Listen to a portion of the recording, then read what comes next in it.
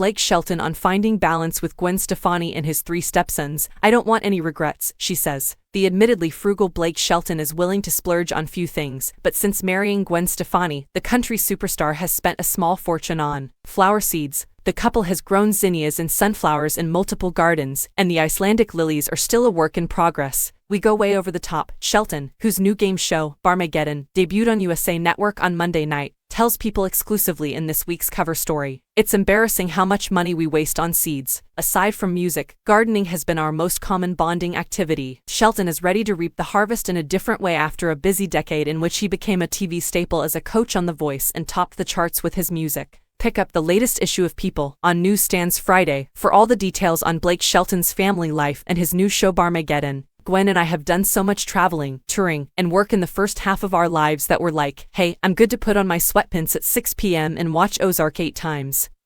He says, that's our new life, and we love it. Shelton shocked fans earlier this fall when he announced his intention to leave NBC's hit singing competition show after 23 seasons. Shelton, 46, who has been described as the series' heart, admits that leaving his TV family of 12 years is bittersweet. The holdup over the years has been that it's a difficult thing for me to let go of. I've been here since the first second, he says. When I started on The Voice, that was 10 years into my career as a country artist. Until I became a coach, I never really made it to the level of country artists. The show accomplished far more for me than I brought to the table at the time. I've far exceeded anything I thought I could ever accomplish in the entertainment world. He also got a first-hand look at television production and was inspired during the pandemic to create Barmageddon with his close friend Carson Daly. Throughout my time in television, I've really just been a guy the network or producers say, hey, go over here and then go over here and be funny, he says. I never really got a sense of what went on behind the scenes. I've been in the media, but I'm not cut from that cloth, and Carson is fantastic at capturing that personality of being in the moment.